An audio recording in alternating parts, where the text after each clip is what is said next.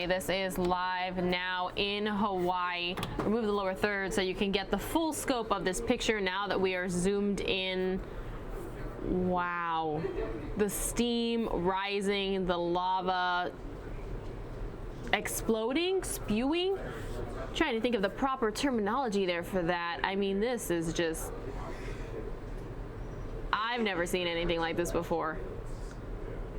Let's see if we can hear anything. Hang on. Event, they'll be able to hopefully process that information and use it later to try to create better projections, if at all possible, for future events. A lot of what is happening here in terms of the expectations of what could occur has come, of course, from prior events, including what I know you guys have heard a lot about, which is the 1955 flow. Much of the activity that has occurred ever since the very first fissure erupted in Leilani Estates on May 3rd has been following the path of the 1955 flow. According to HVO geologists, a lot of that magma from the 1955 flow that never broke through the surface, that never quite erupted into a lava flow or a lava fountain, they believe has been staying underground, that has been insulated, that has been sort of just waiting to be activated. That's what we started seeing, at least in the very early stages of this event, especially in the Leilani Estates area. They say that flow, that lava that was created in the initial stages of this eruption event, starting again on May 3rd on Mohala Street within Leilani Estates. They believe that much of that magma came from the 1955 flow that was still contained underneath the Earth's surface. They know that based on chemical composition analysis that they have done in their lab as they've been trying to, again, sort through the details and the process of what is unfolding here along the Lower East Rift Zone. However, what you're looking at right now, Fissure 20, this Pahoehoe flow, this very fast-moving, rapid, fluid lava, this lava, they believe, is new lava. This, they believe, comes from the magma that has drained out of Pu'u'o'o crater, starting with that deflationary event on April 30th. It took about 2 weeks for it to get to this point along the Lower East Rift Zone. Keep in mind, again, that we are approximately 20-25 miles from the summit of Kilauea volcano. That booming explosion that you just heard, that is coming from Fissure 17. That broke out just off of Halekamahina Loop Road last week, Saturday, a little more than a week ago. That fissure is the longest lasting of all of the 23 fissures that have since broken out, again, since the very first eruption on May 3rd on Mohala Street within Leilani Estates. Fissure 17 is located just outside of Lenny Puna Gardens subdivision, again, right where we are, and those roaring gas explosions have been non-stop for more than a week now. When we speak to residents who live in this area, and having already now stayed here for 4 days ourselves, it absolutely sounds like a war zone. It sounds like bombs that are being dropping or grenades that are going off. It sounds like several, not just one, but several powerful, large jet engines taking off all at the same time. Many of them are violently loud, but some of them come with an extraordinarily powerful shake where it almost seems like there is a train barreling underneath the ground. We are in a house that is about a quarter mile away from Fissure 17, and also now a quarter mile away from the activity of the fountaining at Fissure 20. And yet, when that really powerful gas explosion occurs at Fissure 17, every once in a while, it completely shakes this house. All the windows, all the doors rattle. The very first night that we were staying here, one of those extraordinarily loud booms jolted me out of bed, and that was because in the darkness of night, it becomes unnerving, unsettling to hear that noise. especially those really roaring, powerful ones, because it's unclear exactly how close it is. What is very odd, as I can share with you in terms of just my own personal experience, is that during the day, you start to grow accustomed to that sound. It just becomes part of what it's like to be out here, and you almost tune it out. The really, really loud ones, of course, definitely grab your attention. But at night, when it's dark and you're not totally sure exactly what direction, where that boom is coming from, it starts to become, again, rather unnerving. And that's part of what the experience has been like for those residents who right now are safe in the sense that they are uprift, they are also upwind of this incredible activity that is playing out in their front yard here along the Lower East Rift Zone. This area now that has been transformed into a lava field in just the last week was once a very densely packed albesia forest area.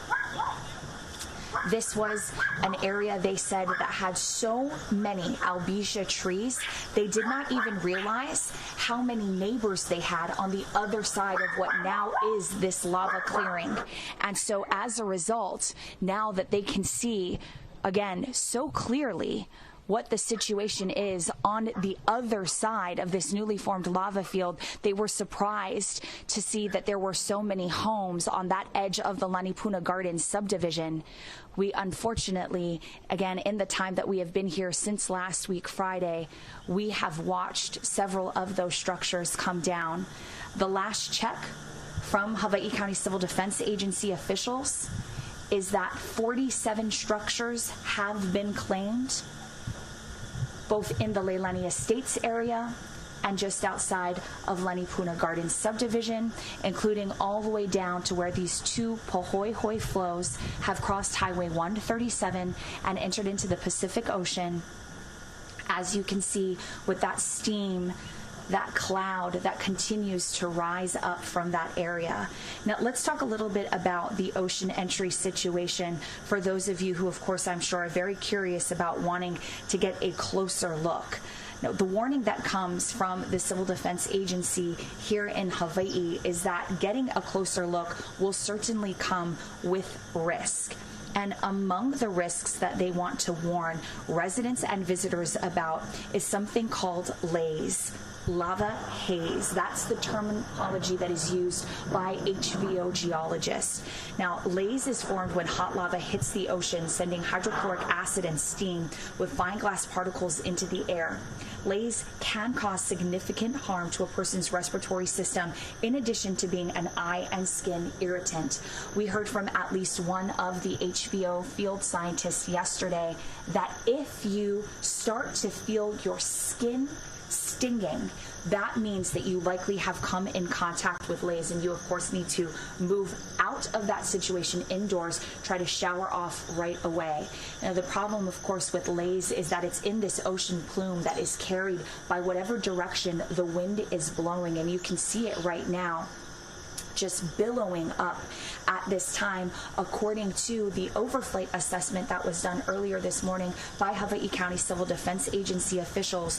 What they tell us is that right now, the sulfur dioxide, the laze that is being created by this plume, is moving along the shoreline toward the southwest, meaning that any of those communities southwest, again, of these 2 points of ocean entry from the Pohoihoi flows that have been created by Fissure 20. So we're talking about neighborhoods like Kamaili, neighborhoods like Seaview, Kaimu, Kalapana. They're all right now being exposed to not just this laze, but also what USGS HVO officials have told us is triple the sulfur dioxide emission that was previously detected in that area. So again, anyone with respiratory difficulties is being asked to stay upwind to avoid this area right now at all costs. There is, of course, 3 American Red Cross emergency shelters that have been set up to assist anyone in this community that has been displaced as a result of this eruptive event,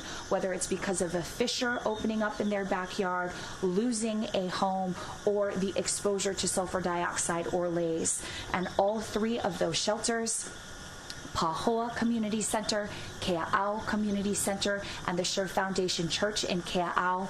All three of them are also pet friendly. Now, the other hazards that officials ask us to please let you guys know about, to warn you about, that can come as a result of this ocean activity is newly formed lava deltas or existing cliffs could collapse at a moment's notice. They caution that there is also the potential for localized tsunamis along the coastline and out to sea. Now, the United States Coast Guard has established a safety zone that encompasses all waters extending 300 meters or about 1,000 feet in all directions around the entry of the lava flow into the ocean for all vessels without prior limited entry approval. And that's really going to be limited to permitted lava tour boat operators. So keep that in mind as well. For folks who are wondering how those lava tour boat operators are allowed to be in the area, that again is because they are permitted.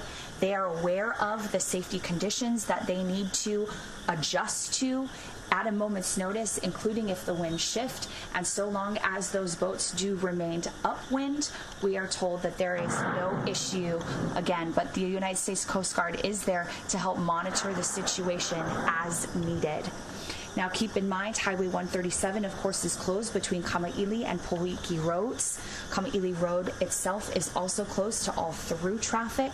The Department of Water Supply says an emergency water restriction does remain in effect for customers between Kapoho and Pohoiki, and that's because of the flow that crossed Pohoiki Road and cut off the water supply to residents. That is something that they are trying to address still this morning.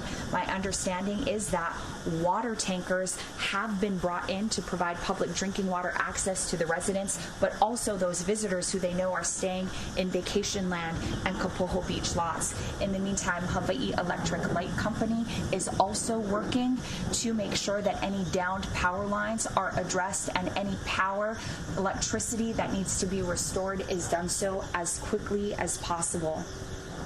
The most recent update that came out from the Hawaii County Civil Defense Agency officials reminds folks that sulfur dioxide levels again are extremely high. They ask everyone to take action to limit their exposure. They do say, however, that all of the Puna area schools are currently open this morning and that they are working, of course, around the clock to continue monitoring those SO2 levels to maintain the safety of the community. Now, hazardous conditions, though, again, have provided for the need for emergency evacuation routes, which is exactly what they are working on. Highway 130 is open right now to local traffic, especially for those communities that live on the Kalapana or Kaimu side of the closure that is taking place at Kamaili Road. And so they are asked again, if possible, to take Highway 130, realizing that there are steel plates across the highway there, and that does mean that there will be some weight restrictions. So those really large, potentially commercial-sized vehicles may have issues traveling on Highway 130, and so you need to be aware of that. There is access outside of this road closure that has been put in place, though, on the Kapoho side of Pohoiki and Kamaili roads where Highway 137 was crossed.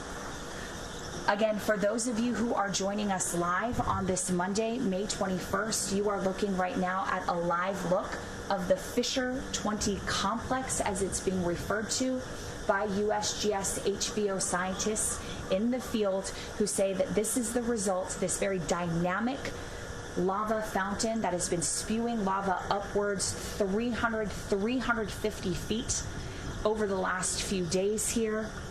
The sheer volume and amount of lava that is coming from this fissure, USGS HVO scientists tell us, is unlike anything that they have ever experienced along the Lower East Rift Zone. And it is, of course, an area of concern because all of that lava needs to go somewhere. What has been very interesting is just downrift of this fissure, a puka, a hole, was detected during an overflight assessment by Civil Defense Agency officials yesterday afternoon. It's only about 5,100 yards away from where this fissure is firing. Again, the Fissure 20 complex. What's significant about this hole in the ground is they say they've watched the Pahoehoe lava that is being produced by this fissure start filling into that hole. What's unclear is how far down that hole goes, whether it could potentially be feeding a lava tube that could pop up in yet another neighborhood or area, or if it will simply stack up and then create another river, another potential lava lake from this location, again, just about 50, 100 yards downrift from Fissure 20. It's a situation that they are monitoring carefully because it adds to the unknown. They also say that it creates an unknown about how long this ocean entry will take place. And again, that's where that white steam that is billowing from the coastline, that's where the lava, the Pahoehoe flow from Fissure 20 is entering into the water in an area of Poho'iki, again on the southeast coast of Hawaii Island here in the Puna district, northeast of Mackenzie State Park, and southwest of Isaac Hale Beach Park, and a very popular surf spot, Poho'iki, that has not been impacted by this flow at this time. What officials tell us is it's unclear how long that ocean entry will get the fuel from the Pahoehoe flow now that this hole has opened up downrift of this fissure, and that's something that they're keeping an eye on. Again, that booming sound that you heard roaring across, ricocheting across this lava field, comes from that still very active Fissure 17, which is fountaining itself as well. However, the situation there is they believe the magma that is underneath the ground, underneath the surface in that particular location, they think that that is either from the 1955 flow, that lava that is tossing up lava bombs, spewing out debris, shooting it upwards into the sky 500 feet in the air. They believe that that's either from the 1955 flow or possibly older. And again, this is an analysis that USGS HBO officials are able to do based on a chemical composition review that they have done in their lab. Now, it's significant if that is 55 or older flow magma, only because according to Hawaiian Volcano Observatory geologists, that means that there's absolutely no way to have any sort of indication as to how long this eruption event could last. There is still, of course, all of the magma that has been draining from Halema'uma'u crater up at the summit of Kilauea volcano. And there's a question, of course, of where all of that magma is going and how much it may be feeding this lower East Rift Zone, the intrusion that is, again, running underneath the ground through this area. Now, as far as the activity that is taking place at the summit of Kilauea volcano, according to the most recent update that was provided by USGS officials, again, they've got field scientists who are working around the clock ever since this started on April 30th with the deflation of Pu'u'o'o crater. What they tell us is that the situation right now at the summit of Kilauea volcano is that they have continued to have several of those steam explosions. Nothing as powerful, though, as the event that we saw Thursday morning around 4:15 local time when it sent an ash plume 30,000 feet into the air